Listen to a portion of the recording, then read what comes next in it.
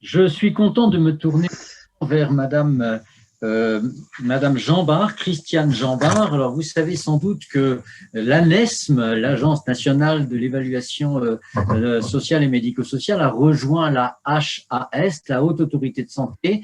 Et moi, je trouve que ça, c'est très symbolique. Ça veut bien dire que soigner et prendre soin, ça fait partie d'une même démarche de santé qui est de servir effectivement, selon la définition OMS, le bien-être physique, mental et social de la personne. Et donc, effectivement, je trouve ça très logique que le monde médico-social rejoigne le monde sanitaire. Tous sont des acteurs de santé au sens OMS du terme. Et au sein donc de la Haute Autorité de Santé, dans la direction de la qualité de l'accompagnement social et médico-social, il y a deux services dont l'un est en charge de l'élaboration de recommandations de pratiques professionnelles, de bonnes pratiques professionnelles. Et la chef de ce service recommandation de bonnes pratiques professionnelles, beaucoup d'entre vous la connaissent bien, c'est Madame Christiane Jambard. Je suis donc heureux de vous accueillir, Madame Jambard. Votre intervention s'inscrit dans une actualité particulièrement aiguë puisque vous allez nous parler d'un document fondamental qui s'appelle les recommandations de bonnes pratiques dans l'accompagnement des personnes polyhandicapées. Bon, je ne sais peut-être pas le titre exact, mais bien sûr, vous allez nous le préciser. Mais surtout, ce document vient également d'être mis en ligne sur le site de la HAS, pas plus tard qu'il y a 2 jours, le 3 novembre 2020. On est donc vraiment là dans une actualité particulièrement pertinente et particulièrement riche à saisir. Sans plus attendre, je vous passe la parole, Madame Jambard. Je vous remercie beaucoup. Merci beaucoup, Monsieur Paulès. Bonjour à tous. Donc, voilà, je suis ravie d'être là. C'est vrai que je vois qu'il y a beaucoup de têtes que je connais. Ça me fait vraiment plaisir. Vous dire que ces recommandations ont été voilà, construites avec beaucoup d'émotion. Le groupe de travail, vraiment, on a eu un groupe de travail formidable. On parle d'équipe pluridisciplinaire. Moi, j'aimerais bien que les équipes soient composées de ce groupe de travail où on trouvait autant des médecins, des familles, des professionnels de terrain qui étaient là. Et je voulais vous dire que pour élaborer ces recommandations, donc, je reprends très rapidement, il y a donc un groupe de travail avec son expertise qui vient pendant un temps. Et là, le temps a été long, mais il était nécessaire. Donc, nous avons mis pratiquement 2 ans pour construire ces recommandations. Et puis après, ce travail qui est fait avec un argumentaire, c'est-à-dire qu'on va recueillir la littérature. Donc, on parle de littérature scientifique. La littérature est donnée au groupe de travail, donc je parle de littérature, donc ce qui se trouve sur notre territoire, donc au niveau national, et la littérature à l'international. Et donc le matériau de la littérature est donné au groupe de travail et entre cette expertise du groupe de travail et cette littérature, nous élaborons des recommandations.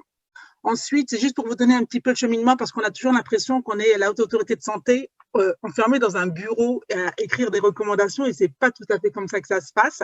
Donc, les experts autour de la table étaient, je dirais, brillants. Ils ont pu vraiment contribuer, et donc, ça, c'est formidable. Et la littérature est venue, voilà, on est venu confronter l'expertise et la littérature, et ensuite, on soumet tout ça à un groupe de travail. Donc là, on a eu un très grand groupe de travail, pareil.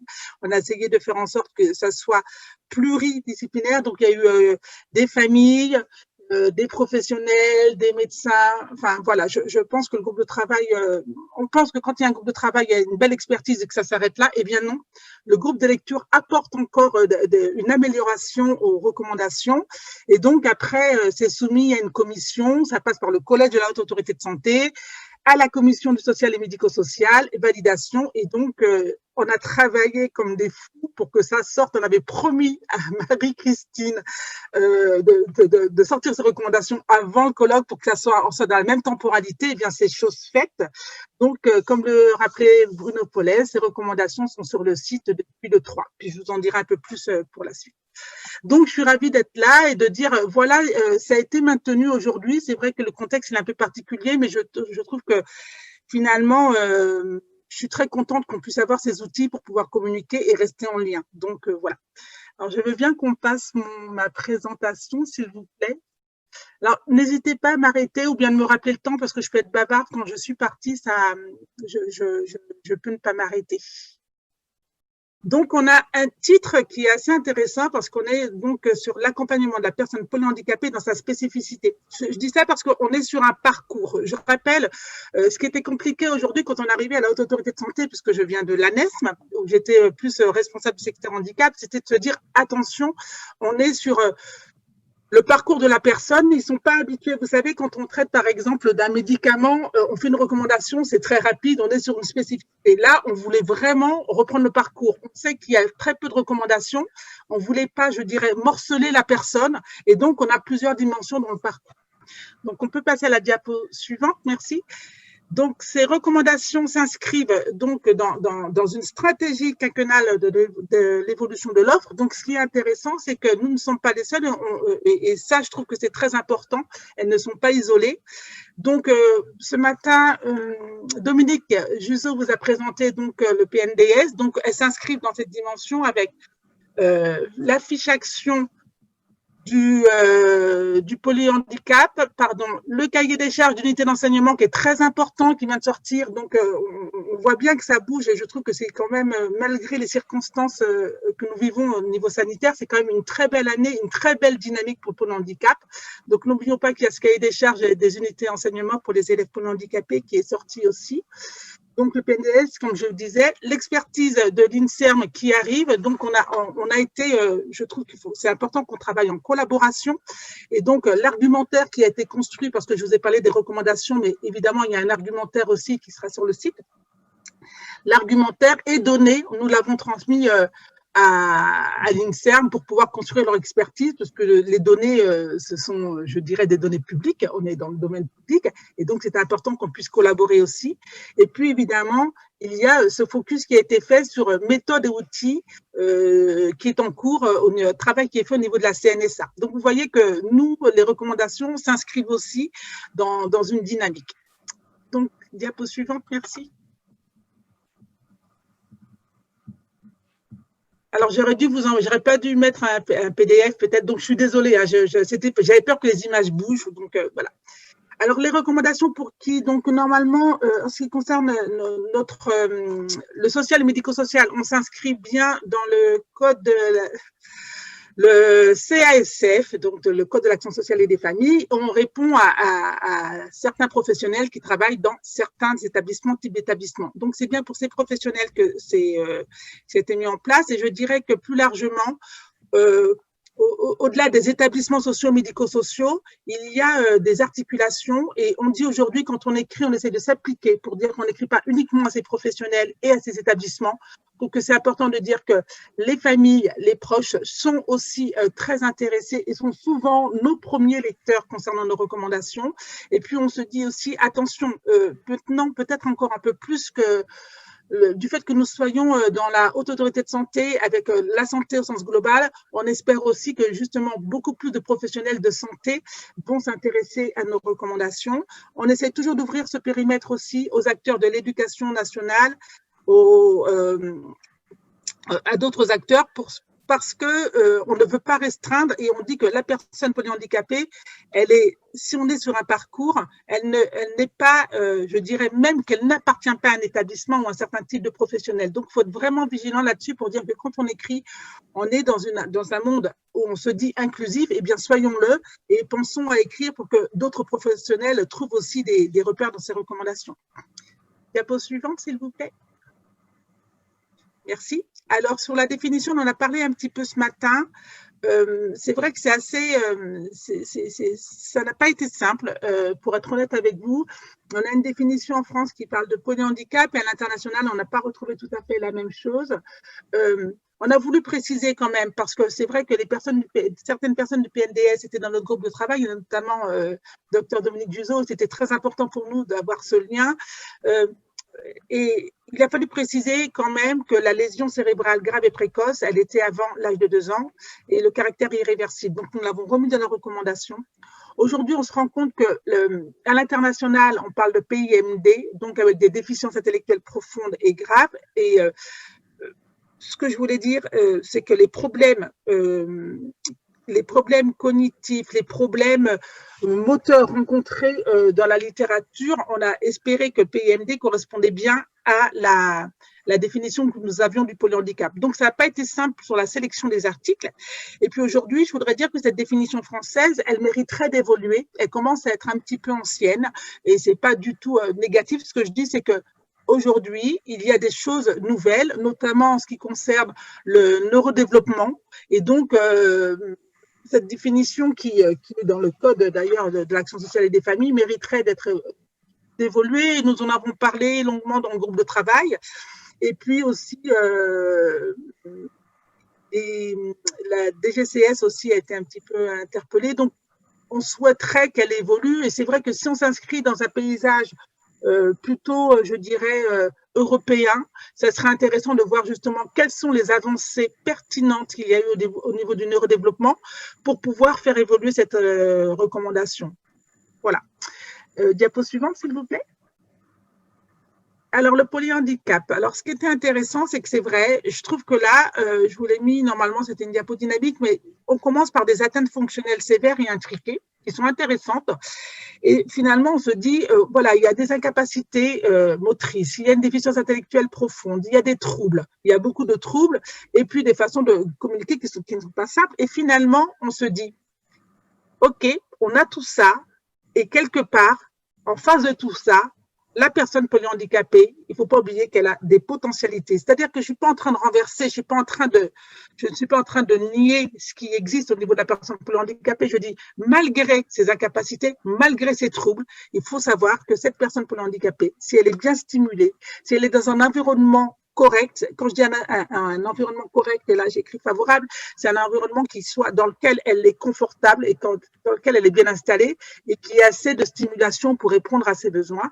Si elle est dans le bon environnement, si on part du principe que elle a des potentialités et que je suis là pour les développer quand je suis professionnelle sur le terrain, quel type d'apprentissage je vais pouvoir mettre en place. Et donc là, c'est vraiment un changement de paradigme. C'est vraiment quelque chose de très, très important. Je dirais même, moi qui viens du terrain, qu'à une époque, on se disait, ouh là là, c'est terrible, on voyait ça de côté terrible, et c'est vrai que ce sont des troubles qui sont douloureux pour nous aussi, et parce qu'il y a ces troubles douloureux, on essaye de protéger la personne. Eh bien, je dirais, on doit continuer à protéger la personne, sauf que quand je regarde cette personne, je sais qu'elle a des potentialités, et mon rôle en tant que professionnel, c'est de pouvoir développer. Diapo suivante, s'il vous plaît. Alors, là, on est allé, je voulais vous montrer un petit peu comment a été construite la recommandation. On est sur un parcours, on est sur la vie de la personne polyhandicapée. Donc, ce qu'on a voulu, que tout soit, que toutes les dimensions soient prises. C'est pour ça qu'on a mis du temps aussi à construire ces recommandations et c'est pas simple. On voulait pas qu'une recommandation qui sorte un jour sur la vie quotidienne et qu'un an après ou 2 ans après, il y ait quelque chose sur la santé. On sait que tout est intriqué et que tout est interdépendant. Donc, là, vous voyez un peu les recommandations telles qu'elles sont construites, c'est-à-dire qu'il y a la personne polyhandicapée, actrice et citoyenne, bien évidemment, qu'on retrouve au centre. Et puis après, on a construit ça comme si c'était des livrets sur lesquels vous pourriez cliquer. Il y a un gros livret qui reprend tout. Et puis après, vous pourrez cliquer sur le préambule, qui est vraiment important à lire, parce que le préambule, il reprend la définition, les interactions, une dynamique, pourquoi, où est-ce qu'on en est aujourd'hui et comment lire ces recommandations. Et puis après, on a évidemment repris les dimensions fonctionnelles qui sont bien importantes et je reviendrai un peu là-dessus tout à l'heure. La vie quotidienne de la personne polyhandicapée, les actes essentiels, culture, loisirs, habitat, cadre de vie. Il y a évidemment la santé qui est très importante. Il y a tout un chapitre sur la douleur, sur les comportements problèmes, parce que les personnes polyhandicapées peuvent être sujettes à des comportements problèmes. Le parcours de soins de la personne. Il y a des recommandations évidemment qui reprennent des transitions qui sont des moments délicats, des moments clés, qui sont des moments importants et qui peuvent justement générer aussi des comportements problèmes quand il s'agit de transition vers l'adolescence ou bien transition d'un établissement à un autre et aussi la transition évidemment il y a dans cette partie on a traité aussi la fin de vie parce que il faut avoir une vraie éthique et il faut avoir une vraie réflexion, il faut accompagner correctement la personne et la famille. Et puis évidemment on ne peut pas faire des recommandations sans parler des professionnels, donc les personnes, vous qui êtes sur le terrain, sans parler des familles, vous qui êtes aussi experts et donc je vous présenterai rapidement ces deux petites choses. En tout tout cas, je ne reviendrai pas. La présentation, je n'ai pas voulu vous parler trop de la santé parce que je pense que vous trouverez, enfin, franchement, je trouve que c'est intéressant. On fait beaucoup référence au PNDS, mais il y a des choses pour la vie quotidienne qui sont intéressantes dans ce chapitre, mais je pense que comme Dominique en a parlé ce matin, j'ai fait des petits focus sur d'autres dimensions. Je veux bien qu'on passe à la diapo suivante, s'il vous plaît. Alors, j'espère que quelqu'un prend les messages parce que comme je suis sur ma présentation, là, je ne vois pas ce qui est écrit. Alors, dans les messages essentiels, évidemment, je vous le disais, considérer la personne polyhandicapée comme une personne à part entière. Ça, c'est vraiment important et c'est là que je trouve qu'il y a aussi un changement de paradigme. Vous savez, on a voulu faire en voulant faire bien. Et moi, la première, on parle à la place d'eux, on fait tout à la place d'eux. Et ça, on peut faire avec, c'est pas la même chose. C'est-à-dire que je demande de pas faire à la place d'eux, mais je demande de faire avec et je demande d'avoir une empathie positive. Quand on dit empathie positive, c'est que cette personne, puisque tout à l'heure je vous parlais de capacité, il y a des nouvelles compétences. Cette personne, elle est en capacité de. Donc quand je suis professionnelle, je me pose, je regarde, je me dis, alors voilà, je la regarde et je me dis, elle est en capacité. Qu'est-ce que ça veut dire? Ça veut dire que cette personne, je co-construis avec elle son projet. Ça veut dire que je vais l'accompagner. Ça veut dire que je vais réfléchir à quels outils je peux mettre en place. Ça veut dire que je me dis, eh bien, cette personne, elle a certainement quelque chose, elle a besoin d'interaction sociale. Eh bien, même si je dis que c'est important et je dis que je ne parle pas seulement uniquement des enfants parce que c'est plus facile, je l'avoue, avec des enfants de développer tout ce qui est interaction, tout ce qui est communication, mais je dis, si je ne l'ai pas fait avec des adultes aujourd'hui, eh bien, demain, je demande aux professionnels qui sont sur le terrain de se dire, même si je ne l'ai pas fait, je ne veux culpabiliser personne, je regarde la personne différemment et je me dis que c'est elle, je suis là pour elle et je suis là pour elle et je vais regarder comment elle veut communiquer avec moi, comment elle veut échanger avec moi. Donc, c'est un vrai changement et je trouve que cette personne actrice, pour qu'elle soit actrice, évidemment, il y a un domaine qui est très, très important, c'est la communication. Quand je parle de communication, c'est son moyen de communication. C'est est-ce que cette personne, elle communique avec des mimiques? Comment elle communique? Qu'est-ce que je peux mettre en place pour avoir une interaction? L'interaction humaine, je trouve que c'est la base et qu'on ne peut pas laisser une personne sans outils, on ne peut pas parler à la place d'une personne. Et donc, je reviendrai un peu plus sur cette communication tout à l'heure. En tout cas, je dis que pour faire tout ça, dès le départ, en travaillant avec la famille, avec la personne, et pour qu'elle soit autodéterminée, je regarde quels sont ses centres d'intérêt. C'est très important. Je veux partir de ce qu'elle aime faire. Je vais essayer de partir de ses attentes. Donc, je vais vraiment interroger la famille là-dessus. Et puis, j'ai aussi, moi, mon propre regard et j'ai vu qu'il y a certaines choses qu'elle aimait bien. Mais je vais essayer d'aller plus large. Et quand je dis là, il faut que la famille soit vraiment incluse sur ce travail, c'est que à la maison, quelles sont ses préférences? Et quand je dis les refus, c'est très important parce que quelque part, on ne se rend pas compte, mais un refus, ça s'interprète. Il faut faire attention, il faut chercher. Pourquoi elle refuse? Est-ce qu'il y a quelque chose qui est inconfortable? Et je trouve que là, on devient un petit peu comme un enquêteur et on se pose 1000 questions. Ben, il faut se les poser les questions, il faut aller par élimination pour travailler vraiment au quotidien. Mais en tout cas, là, qu'elle soit actrice, je trouve que c'est très important, c'est respecter ses droits. Et là, je trouve que quand on la met comme ça en tant que sujet, on reprend vraiment l'origine de la loi 2002, que je rappelle au niveau des droits des personnes.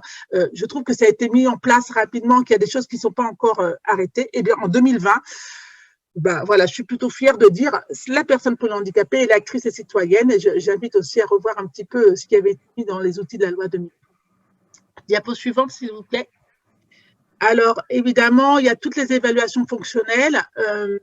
Il y a toute une partie qui est sur ces évaluations fonctionnelles qui est mise en place. Donc, c'est attention, on va évaluer, c'est pas simple et que tout est interdépendant et que tout est intriqué. Tout est vraiment intriqué, donc c'est pas simple. Et je dis pas que ça se fait comme ça très rapidement.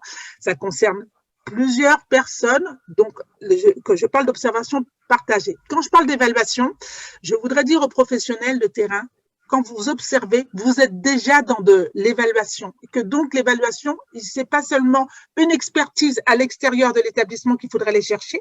L'évaluation, elle vous appartient aussi. Elle appartient à tous. Et donc dans cette évaluation, pour regarder un petit peu ce qui se passe au niveau de la communication, au niveau des apprentissages, au niveau de la sensorialité, motricité, la cognition, il peut y avoir des experts. Mais vous avez un rôle important à tenir, à jouer avec les familles. Et donc, je suis vraiment, je je suis convaincue que quand on se sent, si on envoie tout en expertise extérieure, on est dépossédé et on ne travaillera pas bien avec la personne, on ne l'accompagnera pas bien. Donc, je dis, attention, cette évaluation vous appartient aussi et c'est dans un échange, il y a une interaction entre tous ces professionnels, la famille, pour qu'on puisse avoir les meilleures choses. Au niveau des outils validés, aujourd'hui, effectivement, il y en a peu. Les peu qu'il y a, il faut les utiliser. Mais je pense que la dynamique qu'il y a sur le polyhandicap, d'autres outils, je prends pari dans quelques années, dans 2 ans, 3 ans, les outils vont évoluer et notamment, il se passe pas mal de choses au niveau du neurodéveloppement. Donc, il faudra aller regarder ce qui se passe de ce côté-là. En tout cas, quand je parle d'environnement favorable, je dis que l'évaluation, là où c'est pas simple, c'est que tout à l'heure, je vous l'ai dit, il faut tout prendre en compte. Et si vous essayez, si vous essayez, par exemple, de communiquer, moi, par exemple, je suis là avec vous, s'il y avait un marteau-piqueur à côté de moi, je serais dans un mauvais environnement et je pourrais pas communiquer correctement avec vous. Donc, je dis que pour une personne polyhandicapée, on sait qu'elle est hypersensible à la lumière, à l'éclairage, hypersensible au bruit, hypersensible à son environnement. Donc, ça doit être pris en compte vraiment dans ces évaluations fonctionnelles. Et on sait qu'il faut être vigilant aussi parce qu'une personne polyhandicapée, on sait qu'elle a un temps de latence, une temporalité, je dirais, qui n'est pas forcément la nôtre. Donc tout ça, je compte sur l'approche positive des professionnels, sur leur posture vraiment positive pour dire attention, je sais qu'elle n'est pas dans la même temporalité que moi, cette temporalité qui est différente. Le temps que je lui donne un message, je regarde si elle a compris, je regarde, je peux utiliser des mimiques, j'utilise plusieurs supports. En tout cas, ces supports doivent être personnalisés, c'est vraiment au cas par cas. Une personne polyhandicapée va peut-être communiquer plus avec des mimiques, une autre personne polyhandicapée va avoir des mouvements qui vont lui servir à communiquer, une autre pourra communiquer avec avec des images. Donc, je dois personnaliser la façon de travailler avec la personne et l'environnement favorable, c'est vraiment aussi personnalisé. Donc, je trouve que c'est très, très important de rappeler ça pour faire des évaluations correctes. Diapo suivante, s'il vous plaît. Merci. Donc, je parlais de la communication et c'est le levier pour tous. C'est-à-dire que ce que je trouve intéressant, par exemple, je vais vous donner un exemple. Je suis en train de mener aussi des enquêtes de satisfaction dans les établissements médico-sociaux pour personnes âgées et handicap. Donc là, on a pris un prestataire, les évaluations se font malgré la situation actuelle, ce n'est pas simple. Et évidemment, on a voulu représenter plusieurs types de handicap et il y a dans le débriefing avec une enquêtrice, c'était très intéressant. On a fait un questionnaire et à un moment, dans le questionnaire, il y a est-ce que le moment du repas est un moment agréable? Et donc, cette enquêtrice est allée dans un établissement qui accueillait des personnes polyhandicapées et elle a posé, parce que pour la petite histoire, certains établissements nous disent non, c'est pas la peine, les personnes ne savent pas communiquer, ça va pas être possible. Et d'autres nous disent, on fait le pari. Nous, on aimerait bien voir, on a fait le pari qu'il fallait aller voir ce qui se passait. Eh bien, à un moment, elle parlait avec une personne qui ne pouvait pas déjeuner. Il y avait une gastrostomie et c'était terrible. Donc, apparemment, cette personne ne mangeait pas, n'était pas mise à table avec les autres personnes. Et ce que je trouve un peu compliqué. Et il a été posé la question était est-ce que le moment du repas est un moment agréable pour vous? Et cette personne polyhandicapée s'est mise à crier très très très fort et à bouger. Et je dis attention, vigilance. J'ai trouvé ça très intéressant. Je dis que attention, en ce qui concerne une personne, cette personne polyhandicapée, je ne sais pas ce qui lui a été dit sur le moment du repas, mais en tout cas, moi, ça m'a posé question, ça me travaille. Elle a compris la question, parce que souvent aussi, on part du principe, c'est même pas la peine de poser la question, qu'on ne comprenne pas. En tout cas, cette question, c'est pas une question neutre. C'était une personne qui n'était pas mise à table avec les autres, et qui ne pouvait pas manger, malheureusement, et s'est mise à crier. Je trouve qu'elle a une réaction, et pour moi, rien que ça, c'est une forme de communication. Et après, il faudrait peut-être travailler à partir de cet exemple pour qu'il se passe quelque chose. Mais je trouve que c'est important. Et puis, la littérature nous a dit aussi, et c'est quelque chose qu'on oublie, c'est le travail avec les pairs. C'est-à-dire qu'une personne polyhandicapée, c'est vrai que vous savez que comme souvent, ça nous arrive dans le handicap, on fait ce truc, quand les personnes sont en situation de handicap, on se dit, on fait beaucoup les choses à sa place.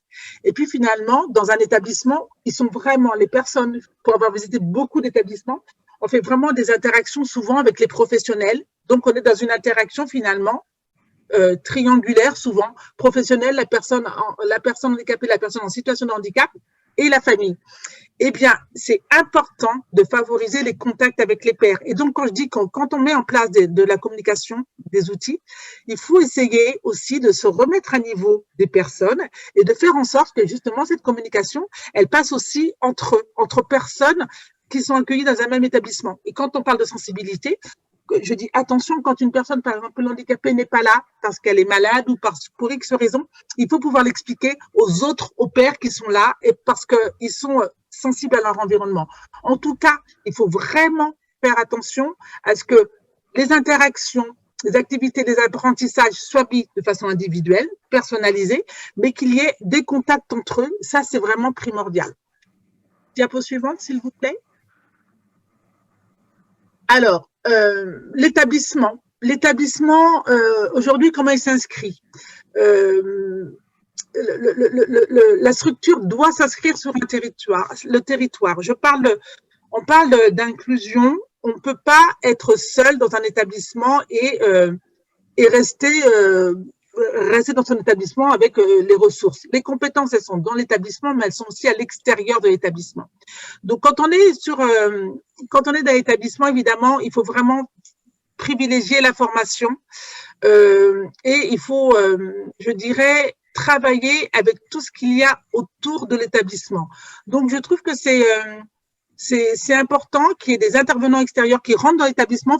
Il faut essayer de faire rentrer dans l'établissement des personnes.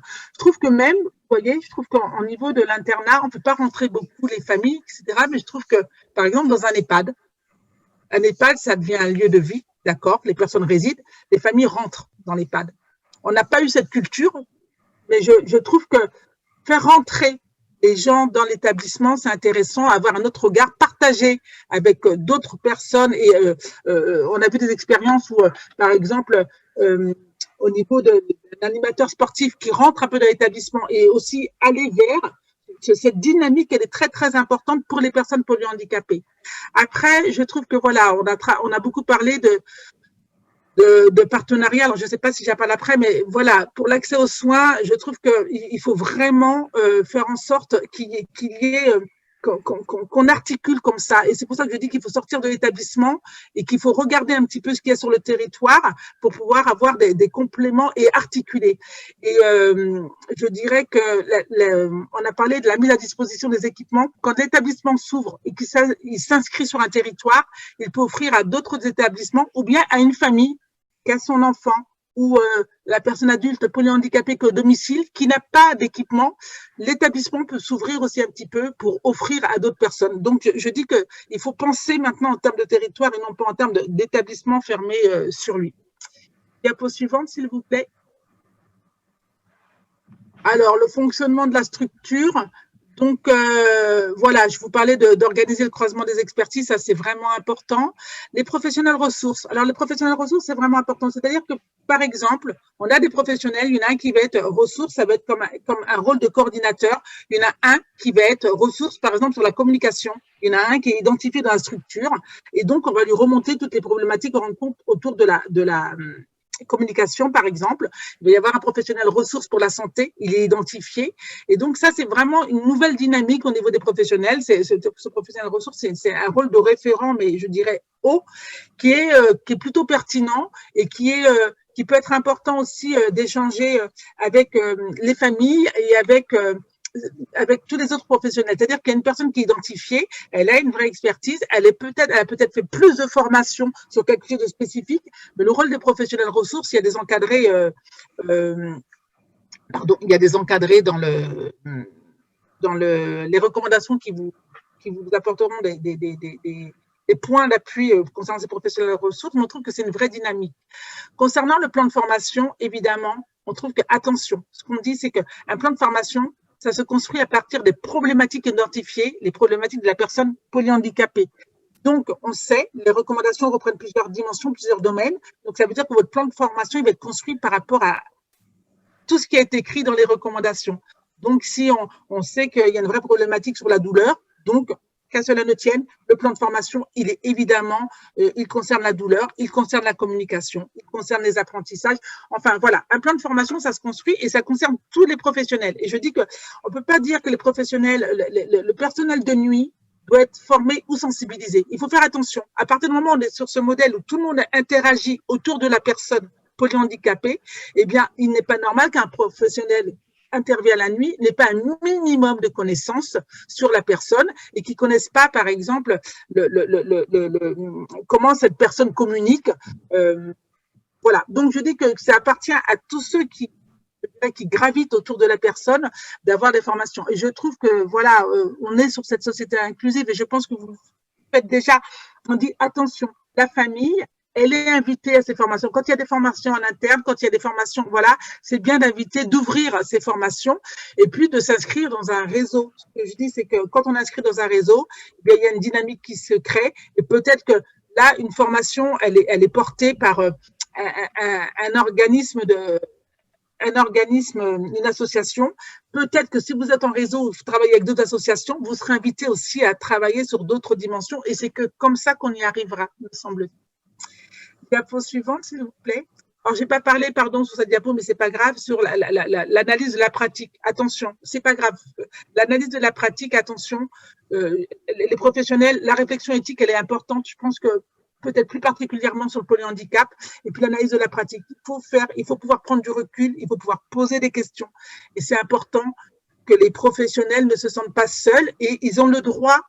Vous avez le droit de donner votre point de vue et de dire vos difficultés. Il faut pouvoir échanger pour pouvoir avancer et se poser les bonnes questions.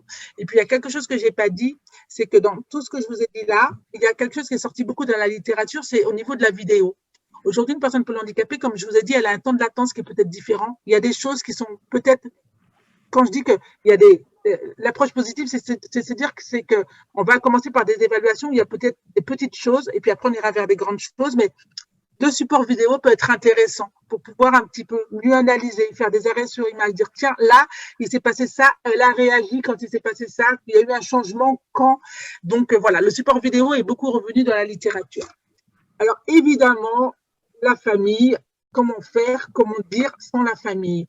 Donc il y a une expertise qui vraiment doit être reconnue par tous les professionnels, c'est bien celle de la famille. Je dis que sans cette expertise-là, on passera à côté de la personne polyhandicapée. C'est ça que j'ai envie de dire.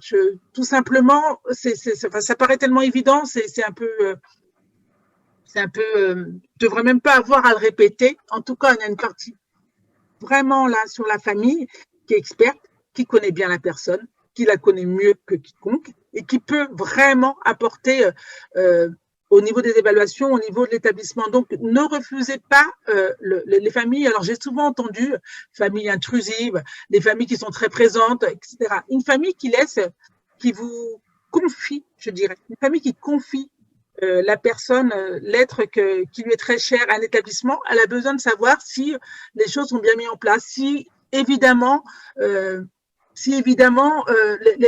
on a pris en compte cette petite chose qu'elle a remarqué ce matin, son enfant s'est pas réveillé comme les autres matins, il n'avait pas l'air très bien. Ben, tout ça, c'est de l'expertise qui est communiquée aux professionnels et les professionnels peuvent en tenir compte. En tout cas, ce que je veux dire, c'est que la famille, quand elle est là, elle vient pour collaborer avec les professionnels. Et ce n'est qu'à ce prix, il se passera quelque chose. Donc, j'insiste là-dessus. Et puis, il y a des familles. Toutes les familles ne sont pas... les familles ont des forces, mais elles peuvent avoir des faiblesses. Et on sait que je dirais que l'établissement, il doit pouvoir aussi soutenir la famille. Il doit pouvoir vraiment être là pour, quand je dis la famille, c'est la famille au sens large. Je dis toujours attention, les frères et sœurs ont aussi leur mot à dire.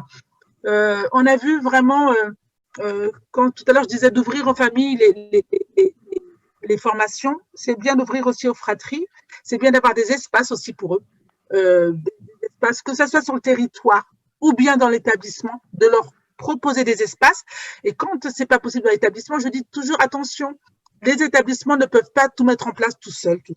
Donc, vous devez, je dis bien, j'aime pas bien employer le verbe devoir comme ça, mais vous devez savoir ce qui existe sur le territoire. Il est impensable aujourd'hui, en 2020, qu'on s'inscrive pas dans un territoire. Donc, quand je ne peux pas mettre en place de soutien pour la famille pour une raison, et ça me paraît un peu bizarre, eh bien, je sais que sur le territoire, à tel endroit, je vais pouvoir conseiller la famille et dire, vous pouvez aller là.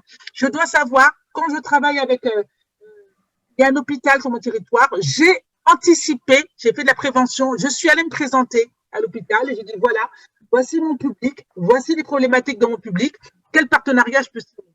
Donc, je dis que tout ça, c'est si nous voulons vraiment que la personne polyhandicapée soit actrice, je vous ai dit au-dessus, tout ce qu'il fallait mettre en place, si nous voulons vraiment le travailler ensemble, il faut s'inscrire dans un territoire et construire des partenariats avec d'autres personnes. Diapo suivante, pardon. Je ne sais pas si le son est toujours là. Oui, oui. Ah, pardon. Merci. Alors voilà, il y a les autres dimensions dont je n'ai pas parlé, les autres recommandations, mais vous les trouverez sur le site. Il y a une synthèse aussi qui a été faite pour les personnes qui voudraient à un moment regarder la synthèse avant de rentrer dans les recommandations. On a essayé de reprendre les messages principaux. Et puis, je dirais que la reco, elle est vraiment à travailler ensemble avec la direction. C'est l'affaire de tous. Hein. C'est pas, j'aime pas qu'on parle des professionnels des terrains et puis après des cadres. Non, non, c'est l'affaire de tous et c'est porté par les cadres. Si c'est pas impulsé par le haut, on n'arrivera à rien. Donc, j'insiste là-dessus. Et je dis qu'après, si vous voulez travailler les dimensions de façon séparée, bien, vous pouvez le faire avec la façon dont on a construit les recommandations. Alors, je pense que j'ai bientôt terminé. Il doit me rester 2 petites diapos, s'il vous plaît. Merci. Là, c'était juste pour vous rappeler la publication, donc vous pourrez la voir. Alors, je renverrai peut-être mon PowerPoint pas en PDF pour que vous puissiez cliquer correctement. Et puis, je rappelle aussi, il y a une communication qui est faite sur les recommandations. Il y a un webinaire qui est prévu. Donc là, il va y avoir la possibilité pour des professionnels de s'inscrire à ce webinaire, de poser des questions. Donc voilà, donc il y a pas mal. Moi, je suis contente parce qu'au niveau du collège, pour vous dire quand même pour la petite histoire, le collège de la Haute Autorité de Santé qui est composé beaucoup de professeurs, de médecins professeurs, ils ont été assez impressionnés du travail qui a été élaboré et qu'on puisse aborder comme ça toutes les dimensions. Et donc voilà, moi je suis plutôt fière du groupe qui a pu porter ces recommandations et fière pour les personnes polyhandicapées que ces recommandations-là arrivent. J'espère vraiment qu'elles pourront aider les professionnels, qu'elles pourront vraiment apporter au quotidien des personnes polyhandicapées des vraies améliorations. Donc voilà, je vous remercie beaucoup de votre attention. Merci infiniment, Christiane, pour cette intervention enthousiasmante et en plus qui témoigne de votre fougue et de votre engagement passionné. Merci beaucoup. On relève beaucoup de choses. Je ne peux pas évidemment tout relever, il n'en est pas question, mais je retiendrai surtout ce regard positif sur la personne, cette considération des potentialités dont elle est riche, ce souhait de développement optimal de ses compétences avec elle, puisque vous avez parlé de son autodétermination, l'accompagnement des transitions, etc., etc. Vraiment, merci beaucoup pour cette intervention très riche. Dans le chat, on a effectivement vu passer également des commentaires particulièrement riches et qui signalaient aussi des outils qui peuvent être utiles. Je ne vais pas y revenir, le CHESEP, CP, certains les connaissent. De toute façon, effectivement, on sera à votre disposition pour, si c'était nécessaire, vous apporter de l'information complémentaire. Sans plus attendre, puisque on n'a théoriquement pas beaucoup de temps, voire pas de temps du tout, puisqu'on est théoriquement à l'horaire de l'intervention suivante. Donc, sans plus attendre, je passe la parole à Jean-Claude. Merci. Oui, merci Madame Jambard, ce bel exposé qui a suscité, je dois dire, une mini-fronde sympathique d'une partie du public qui s'interroge sur la nécessité de recommandations alors que les établissements jusqu'alors s'étaient plutôt bien débrouillés et voilà, quelle serait la place de recommandation alors qu'on manque de place, on ne trouve pas de soignants. Alors peut-être pouvez-vous, si vous le voulez bien, rappeler l'importance, effectivement, ça ne créera pas des places, et ça ne remplacera pas le personnel absent, mais peut-être pouvez-vous rappeler la nécessité d'avoir des outils qui soient validés et que voilà, ce travail ne peut qu'aller dans le bon sens en ce qui concerne la prise en charge des personnes polyhandicapées. Merci. Alors, ce que je disais, je vous en prie, ce que je disais, c'est que aujourd'hui, je sais que les établissements se sont débrouillés. Même moi, avant d'élaborer des recommandations, j'étais sur le terrain, j'avais pas de recommandations. Et après, je dis que quand j'ai élaboré des recommandations, je me suis dit, ah là là, si j'avais eu ça à l'époque, ça m'aurait quand même aidé à l'époque. Et je disais que voilà, les recommandations, on ne vient pas dire aux professionnels, vous n'avez rien fait et maintenant il va y avoir des recommandations, il va falloir faire comme ça. Attention, il ne faut pas que ça soit pris comme ça. Nous sommes dans une dynamique positive. Vous avez fait, vous avez été là, nous vous remercions, mais aujourd'hui il y a des avancées, aujourd'hui il y a des choses nouvelles. Regardez ce que vous pouvez faire de plus et regardez comment vous pouvez aller plus loin. Et donc j'invite les professionnels à regarder les recommandations comme une aide pour accompagner encore mieux les personnes polyhandicapées. Et je trouve que ça serait vraiment se priver des recommandations, ça serait priver les personnes polyhandicapées de certaines avancées. Et que pour moi, c'est vraiment important. Je vous donne juste un exemple. Quand j'étais sur le terrain, il y a très très longtemps, j'ai utilisé le PECS, et donc c'était le système d'image. Et dans mon équipe, tout le monde était défavorable à ça. Et j'ai une directrice qui était à la base, avant d'être directrice, elle avait été orthophoniste. Elle m'avait dit, allez, Christiane, va te former au PECS. Et voilà. Donc, j'ai été formée au PECS. J'ai fait une présentation aux familles.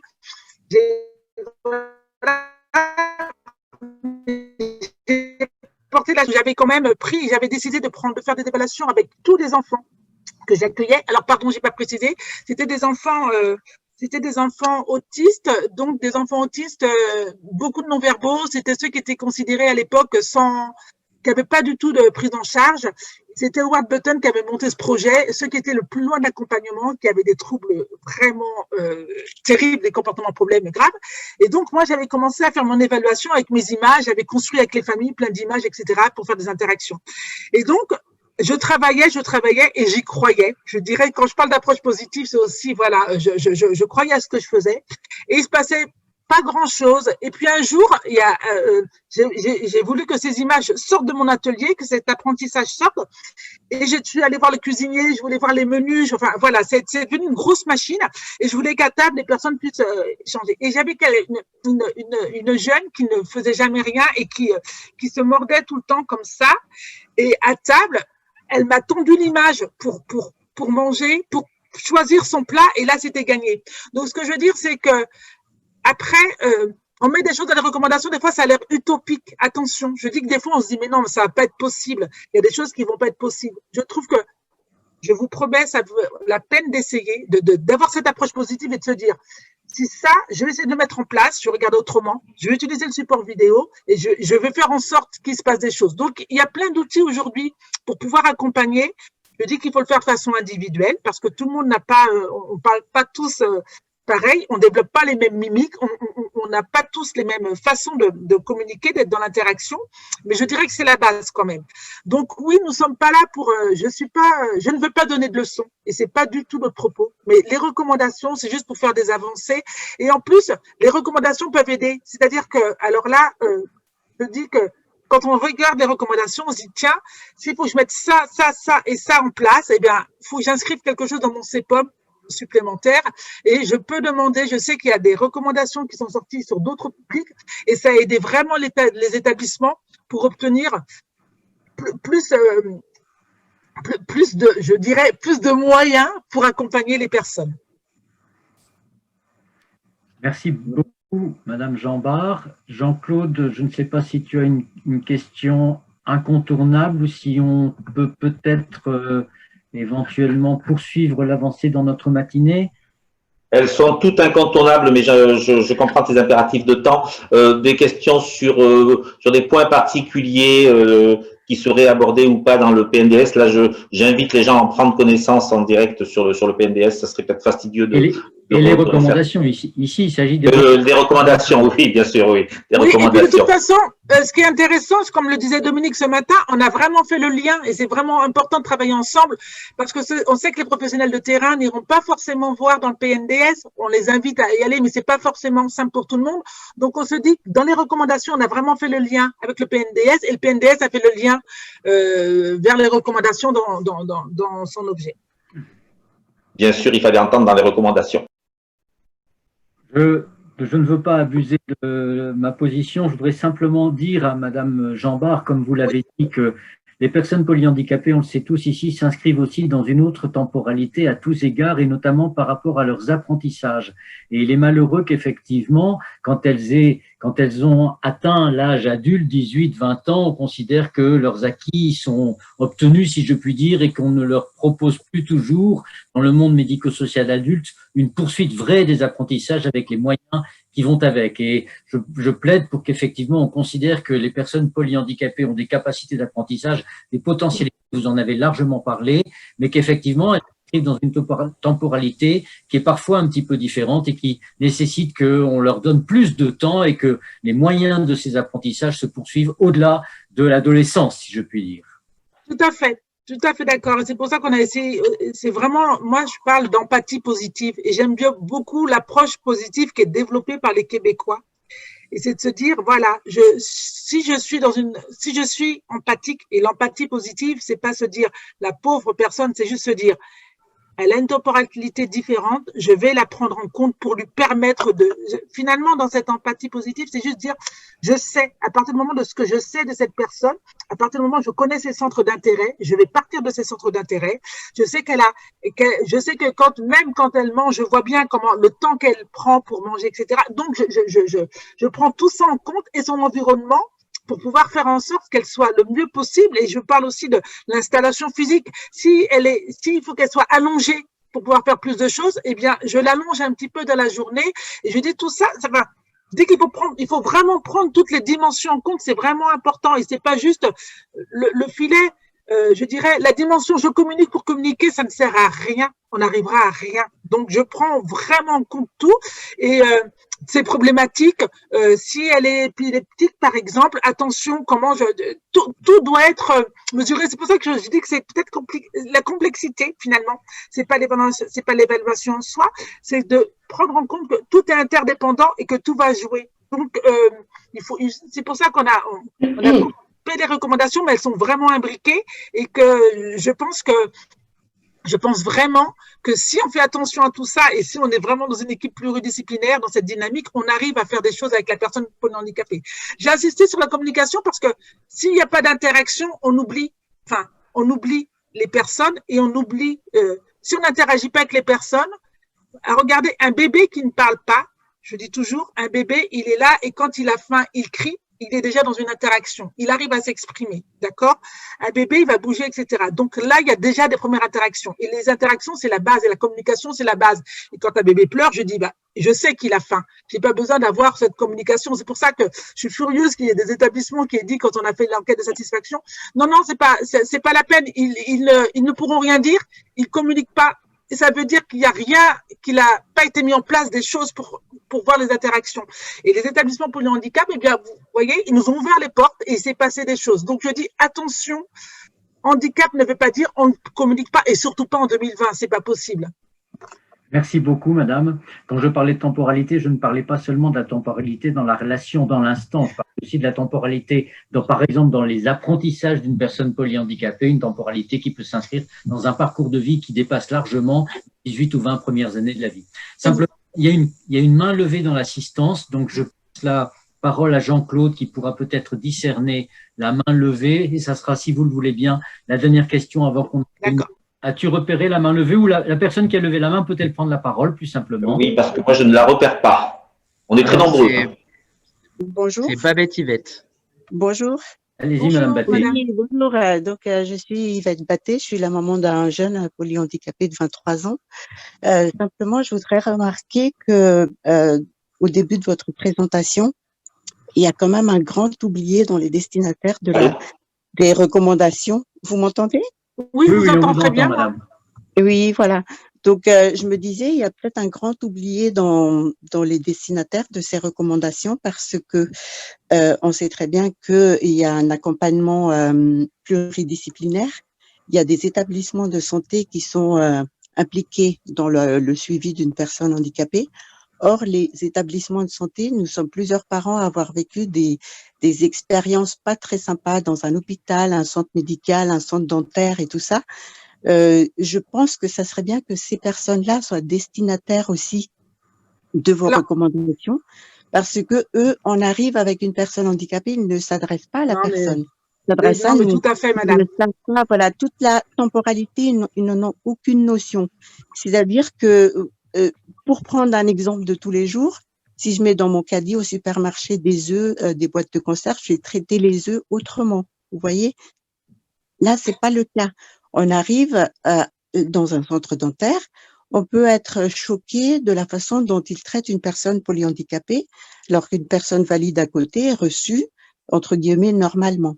En service de radiologie, pareil, c'est pas prise en compte de la personne, de sa façon de communiquer, ni de la parole de l'aidant.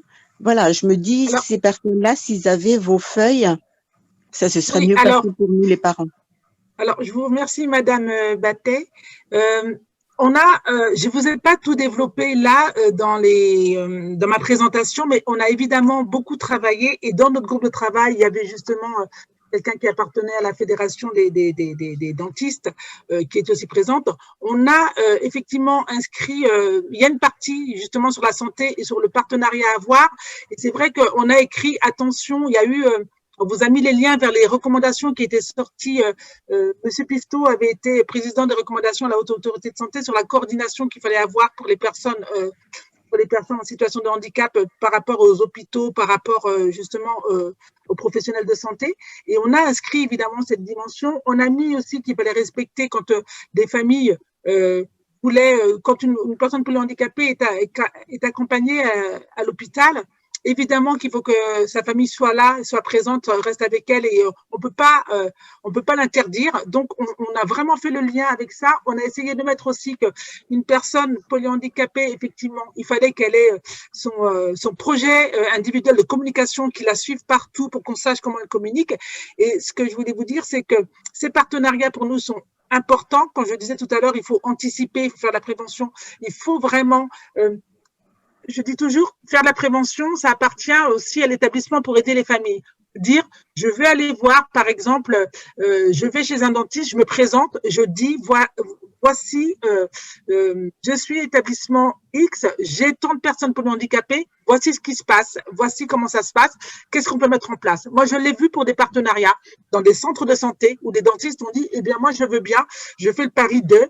Et j'ai vu des dentistes, on en parlait dans le groupe de travail, qui après venaient dans l'établissement pour montrer un petit peu, pour rencontrer les publics, parce qu'il y a une connaissance. On peut pas, une personne qui est en situation de handicap, elle peut pas arriver comme ça chez le dentiste sans qu'il y ait une préparation, parce que le dentiste il connaît pas. Et on va mettre tout le monde en difficulté, non seulement la personne, et c'est violent pour elle, et aussi le dentiste. Par contre, je dis, il faut faire vraiment anticiper et dire, voilà, je me présente. Et l'établissement peut aider les familles. Moi, j'aimerais vraiment qu'il y ait des annuaires où les établissements identifiés avec les ARS. Je pense que les ARS pourraient faire ça. Dire, voilà, sur le territoire, il y a tant d'établissements de santé qui connaissent le polyhandicap, tant d'établissements, des dentistes, etc. En tout cas, nous, ce qu'on invite, c'est faire des partenariats pour aider les familles et pour que les personnes soient bien accompagnées. Et oui, évidemment, on l'a pris en compte dans nos recommandations. Merci infiniment, Madame Jambard, pour tout cet enthousiasme et cette énergie que vous nous transmettez et pour ces recommandations de bonnes pratiques qui vont effectivement être une pierre supplémentaire dans l'enrichissement qui est vécu actuellement pour l'accompagnement des personnes polyhandicapées. Merci. Merci à vous.